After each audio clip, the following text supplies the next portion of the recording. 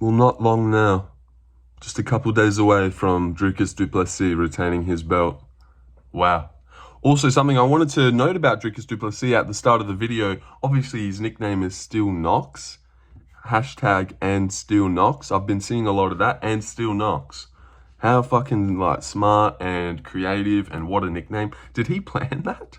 When he was coming up in the gym, was he like, well, probably put Still in my nickname, so when I become champion eventually, and Still Knocks, Dricus Du Plessis is still knocking at the door with the belt. He wins, and as you've seen in the thumbnail, 3rd round finish. Now, don't ask me how I know this, but I do. 3rd round finish either by Darce choke or weirdly clipping Strickland. After Strickland thinks he's doing good, maybe some people have him up 2-0, 1-1. 2nd round was pretty close. Good takedown by you, Dricus, by the way. But yeah, round 3 finish, if you didn't know. Breaking news. So I'll stop clicking that, sorry. But yes, that's what I'm making the video about today, just to get it on the record. So, if Strickland wins, you can come give me a piece of your mind. But if Dricus wins, you can come back and be like, where's that subscribe button? This guy's a genius. So yeah, putting it all on the line like Ilia Topuria would do, because he's a real man. But yeah, I can't wait for this Sunday main event. Also, Zhang beats up Tatiana. I don't think I'm going to make a full video about that, but I just thought, that's pretty easy money. If you guys wanted to know who wins the co-main, Zhang. Zhang, obviously, cute little Asian girl. Hello, Zhang. If you've been tuning in on my lives recently, I'm actually a giant hit with Asian girls. So, well, Asian ladies, actually, because they're a little bit older. But that's okay. That's okay. Yeah, Dricus Du Plessis wins. 1st round, feeling out. Maybe Dricus, I don't know, maybe he just wins every round until he finishes him in the 3rd round like an absolute Chad, South African beast. I'm not too sure. And also, I had another video idea coming out, and then I showed people the thumbnail last night. Apparently, it looked shit. So, I mean, that's most thumbnails, though. As you can see on the one I just posted, it looks pretty tacky. You've got Dricus shredded, jacked, looking good, and then Strickland's like, actually, that was a pretty good impression. That's like him, getting fucked up against the fence by Jason Herzog. I can see that. Can you see that a little bit? Remember when he popped right back up and went like this after Pereira chinned him? You can see something similar, almost like Izzy last week, where he's on his knees slamming the canvas because Herzog stopped it a little bit prematurely, but Dricus was pounding away there after clipping him with because Strickland, he's thinking about the split decision, the judges, to the death, all this talk about him being a little jab teep bitch. So he's hearing that talk and he's like, I feel like he could stay in a combination for a little bit longer than he usually would. Like, instead of jab to back up, he's going to be like jab, body, get slept by Dricus Du Plessis, who's, I don't know, probably throwing whatever. In Dricus's mind, it's like a multiple choice comes up in his head. He's got 4 options, A, B, C, or D. D is a running windmill, stupid punch. A is a lead question mark kick. He presses A lot, if you haven't noticed. B is some sped jab, power jab. As you know, he's got a stiff jab. When he presses B, he just launches out the hardest jab in the world. And then C is a blind double leg takedown that usually works. And that's his fall right there. Usually, he's weirdly pressing A all the time. He throws out a lot of lead head kicks. It's strange. Especially when he's built like that. I mean, it's honestly baffling how he's able to go 5 rounds. Because he looks like he's throwing everything into his shots. He's a ginormous man as well. Seriously, have you seen the build on this guy? It's unbelievable that he makes middleweight. That's another thing that reason that I think he'll win. He's just too big, too South African, and too funny and hilarious, and smart in the brain and witty, and his girlfriend's pretty as well. Dricus is a really cool guy, if you guys didn't know. I really enjoy Dricus and Still Knox. That's Let's get an and still knocks chant going in the... No, don't do that.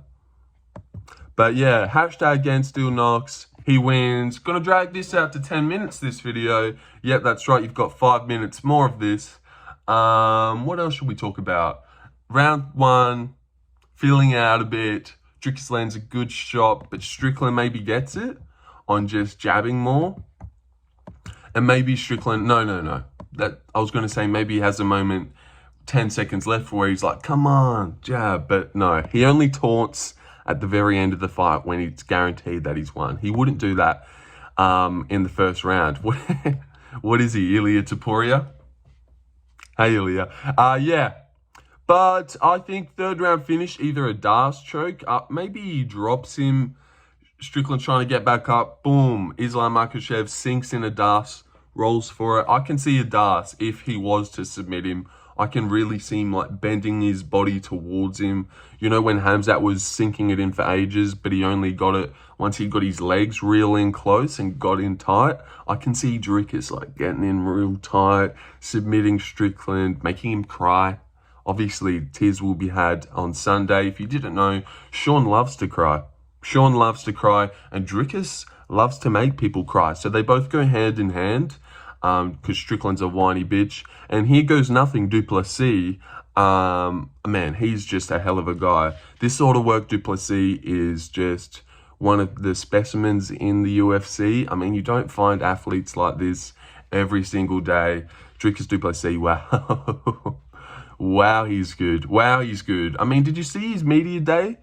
Someone asked him about Strickland, and he's like, he's giving Strickland respect, and he's like, man, his style's so unassuming, because you know, someone like Izzy is backing up, looking for a good shot. Obviously, he's seen Pereira KO him, and this little trailer park trash, Strickland's hitting you with these weak jabs and teeps and stuff, and you're like, oh, this doesn't hurt. Let me look for a KO blow. And then 3 rounds have gone by, Izzy, and you're still backing up looking for a KO blow as this idiot moves forward jabbing at you. So good breakdown from Dricus Du Plessis. That makes a lot of sense. You know, people are just backing up like, okay, this is fine. Oh, exchanging jabs, little sparring session. Oh, it's round 4 and this guy's still teeping me. Shit. Now it's round 5 and he's jumping in the air teeping me. How did that happen? Why is he in the air now? I don't know. Round 5, he gets a little bit weird. As we've seen many times in the past, he waits for 30 seconds left to like bite down on the mouthpiece. It's strange. It's very, very strange, but I suppose some people would say it's smart.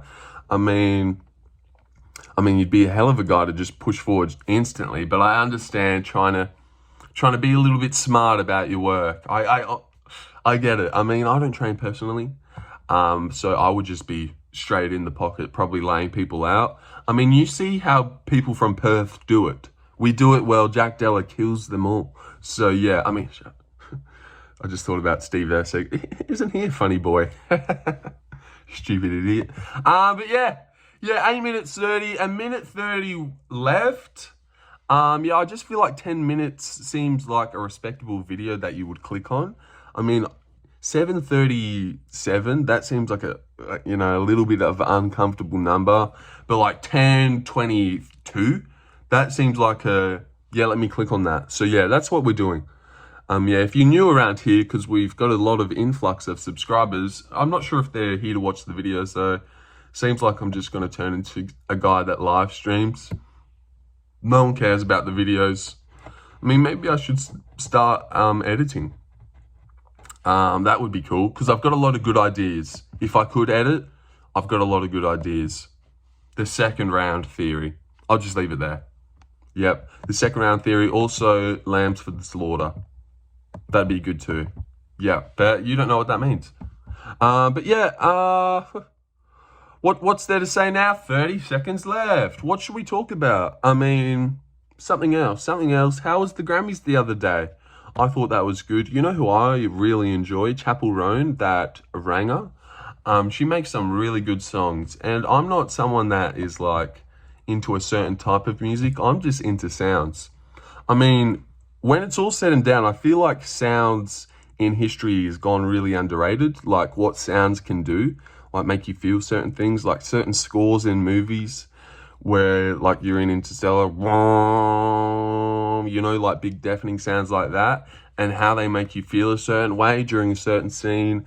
And then just like, you know, when a chorus hits and you're like, oh my gosh, wow. Like you don't even really like that type of song, but the chorus hits and it just like, there's something in it. Yeah, so that's my take about sounds, everyone. Sounds are underrated. You just don't realize how good sounds really are in everyday life, especially in movies, in music. Sounds will go down in history as being a bit underappreciated, I think. So yeah, that's my sound take. I've been wanting to have that for a long time because I've always thought sounds just go underappreciated. Yep, said that word again. So yeah, I'll end the video here. Just when you go to bed at night, think about sounds and think about what they do for you. Okay, unless you're like MMA Guru who doesn't listen to music and thinks it's stupid. God, no wonder that guy has no friends. All right, see you guys later. 11 minutes. I mean, that went a little bit longer than I thought. See you guys. Hello, Mum, as well, if you're watching. No, you're not. You're a freaking bitch that doesn't watch any of my videos. No, just kidding. Hello, Mum.